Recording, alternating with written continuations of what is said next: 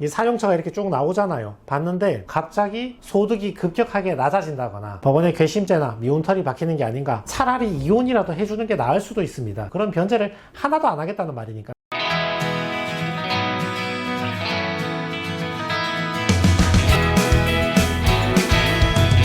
우리가 어차피 하는 개인회생인데 법원에서 좋게 잘 넘어가주면 좋은 거잖아요. 개인회생 사건을 여러 개를 처리하다 보면 법원에서 잘 봐주는 사건들의 특징이 있습니다. 여기서 잘 봐준다라 하면 같은 사안에 대해서 두세 번 계속 반복적으로 물어보는 게 아니고 한 번 물어보고 답변하면 바로 끝내주거나, 또 소명 자료도 적당히 제출하면 끝나는 것이지 추가 자료를 제출하라고 계속 요구하는 것도 아니고, 청산가치에 자꾸 집어넣으라고 갈구는 것도 없고, 변제금도 낮게, 특히 속도 빠르게 신속하게 이렇게 통과하는 사건들이 특징이 몇 가지 있거든요. 내가 개인회생 재판이나 개인 파산 재판에 들어갔을 때 법원이 나를 좀 예쁘게 봐줄 만한 상황인가, 여기에 대해서 미리 한번 판단을 해 봅시다. 자, 첫 번째는 탕진이 없어야 됩니다. 의미는 주식, 코인, 토토, 바카라, 파워볼, 성형, 미용, 이렇게 사치나 탕진성 사유가 없이 생활비 채무가 대부분인 거죠. 여러분이 지난 1년 동안 썼던 계좌 내역이나 카드 사용 내역을 열람해서 봤을 때 이 사용처가 이렇게 쭉 나오잖아요. 봤는데 그냥 자녀 교육비, 학비, 생활비, 그리고 내 자영업에 필요한 사업 경비나 인건비 지급, 월세 지급, 이런 것만 있는 거야. 그리고 기존 채무 변제, 카드값 변제, 탕진이 없으니까 법원에서는 청산가치에 얼마 넣을지를 판단할 필요도 없는 거고, 그냥 자영업 하다 실패했겠지, 애들 키우다가 채무가 늘어났겠지, 이렇게 판단을 하고 상대적으로 수월하게 재판이 끝납니다. 두 번째는 정직한 직장입니다. 어떤 의미냐면 예전부터 계속 다니고 있던 직장을 계속 다니는 것을 의미합니다. 자영업도 마찬가지고요. 이와 반대되는 게 개인회생을 앞두고 갑자기 소득이 급격하게 낮아진다거나, 개인회생을 앞두고 자꾸 잦은 이직을 한다거나, 개인회생을 앞두고 몇 년간 운영하는 자영업을 갑자기 그만두고 굉장히 월급이 낮은 데로 가버린다거나, 이런 식으로 약간 뭔가 의심스러운, 불성실할 가능성이 있는 이런 경우에는 의심을 받기 좋겠죠. 법원은 직업에 대해서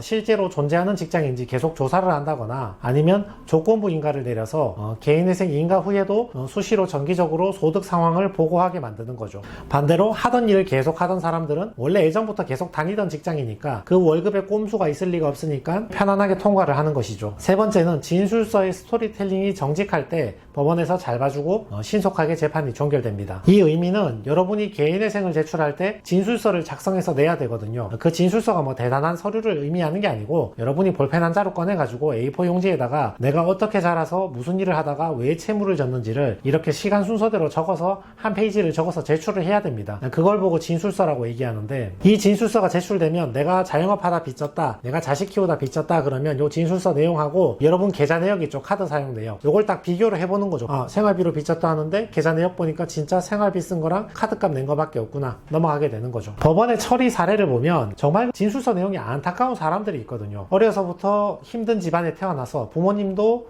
자영업 하다가 실패해서 채무만 많고, 나는 학비도 지원 못 받아서 대출내서 학교 다니고 또는 학교도 제대로 못 다니고 사회에 진출해서 일하는데 남편이 사업을 망해서 생활비도 못 주고 자녀는 힘들게 키우면서 생활비가 계속 지출됐다, 평생 고생만 하고 빚만 졌다, 이런 스토리가 나오는 분들이 있거든요. 계좌 내역과 카드 사용 내역을 열어봤더니만 이 사람의 진술서랑 일치를 해. 생활비 쓴 거밖에 없고 카드값 낸 거밖에 없다. 이러면 법원에서도 좋게 잘 통과가 됩니다. 근데 반대로 진술서에서는 자기의 흠을 감추기 위해서 필수적인 생활비로 썼다, 자식 키우다가 돈 썼다, 사업 망해서 채무가 생겼다, 이렇게 말해놓고 계좌 내역하고 카드 거래 내역을 보니까 게임머니에 썼다거나 주식 코인으로 다 날렸다거나, 생활비로 쓴 것도 있긴 하지만 요거는 비중이 작고 대부분이 사치 탕진성 사유다, 진술서하고 계좌 내역이 일치를 하지 않는다, 이런 경우에서는 법원도 이제 허위 보고를 했다고 보고 그 다음부터 보정 권고에서 까칠하게 이것저것 물어보기 시작합니다. 오늘의 참고 사례를 하나 같이 봅시다. 이 여성분은 책임감 없는 남편과 결혼해서 결혼 초기부터 남편으로부터 생활비를 못 받았고, 시어른도 며느리한테 잘해주지 못하고 화만 내고 아이 둘 낳고 자기가 돈 벌어서 자기가 애 키우면서 굉장히 힘들게 살았다. 근데 남편이 사업을 망했는데 자기 이름으로 대출이 안 나오니까 배우자 명의로까지 대출을 받아서 잔뜩 빚을 늘려놓고 사업이 또 망해버리니까 남편이 잠수 타버린 거죠. 남편이 망했으면 망했다 똑바로 의사를 표현하는 것도 아니고, 망했으니까 내가 회생할 테니까 잠깐만 참아달라 그렇게 말한 것도 아니고, 배우자 명의로 빚만 잔뜩 늘려놓고 그냥 잠수 타버린 거야. 이혼을 해주지도 않았어. 그러니까 여성분이 더 이상 친정집에도 기댈 수도 없고, 자기 혼자 일하면서 자기 혼자 애 둘을 키우다 보니까 채무가 잔뜩 늘어난 거죠. 여담이긴 한데, 혹시 내가 사업하다 실패해서 배우자한테 생활비를 줄 수 없다, 무책임하게 잠수를 탈 게 아니라 차라리 이혼이라도 해주는 게 나을 수도 있습니다. 그러면 배우자가 한부모 가정 혜택이라도 볼 수 있잖아요. 이분 가족관계 증명서를 보시면 자녀가 2명이 있습니다. 둘 다 미성년자이죠. 그리고 혼인관계 증명서를 보면 배우자가 있습니다. 혼인신고는 되어 있는데 이혼신고는 되어 있지 않죠. 그 말은 남자가 집 나가서 잠수를 탔는데 이혼은 안 되어 있다 이 말이죠. 법률상으로는 남편이 존재하는 거잖아요. 그러면 아무리 미성년 자녀가 2명이 있다 하더라도 내 밑으로 미성년 자녀 2명을 다 부양가족으로 넣기가 힘들거든요. 법원이 볼 때는 하나는 사모님이 키우면 되지만 하나는 남편이 키우면 되는 거 아니냐, 너무 변제금을 낮게 내는 것은 부당하다, 2인 생계비만 공제하자, 기본적으로 이렇게 나오는데, 이분 같은 경우는 이제 법원에 설명을 다 했지. 비록 이혼 신고는 되어 있지 않지만 남편은 실제로 집을 나간 게 맞고 생활비도 안 주고 연락도 잘 안 된다, 요걸 설명을 다 했죠. 다 고려해서 변제금을 많이 낮춰 달라 이렇게 주장할 수 있습니다. 요분은 다른 사정이 있긴 했습니다. 이따 말씀드리겠지만, 이 여성분의 직업은 보험 설계사였는데 예전부터 계속 하시던 일이었거든요.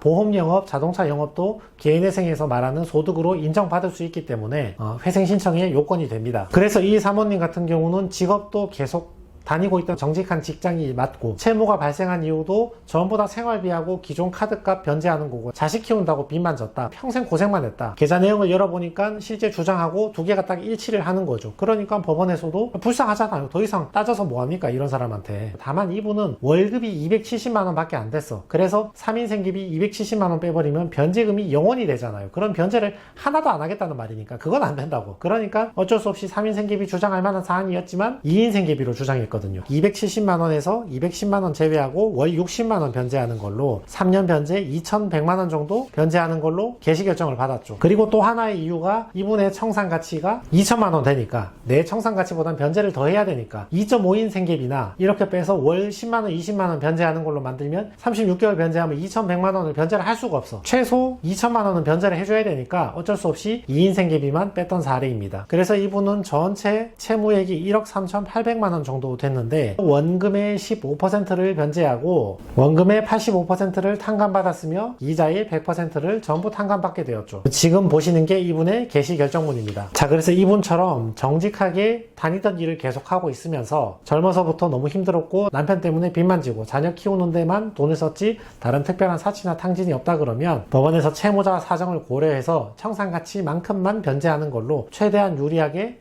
잘 통과시켜 주니까 이렇게 15% 변제하고 끝나는 걸로 마무리를 지었습니다. 그래서 지금 개인회생을 신청하고 싶은데 괜히 재판했다가 법원의 괘씸죄나 미운털이 박히는 게 아닌가 고민이 많으신 분들에게 어떤 경우에 법원에서 잘 봐주는지 이 사정들을 참고해 보시면 도움이 될 것 같습니다. 네, 이상입니다.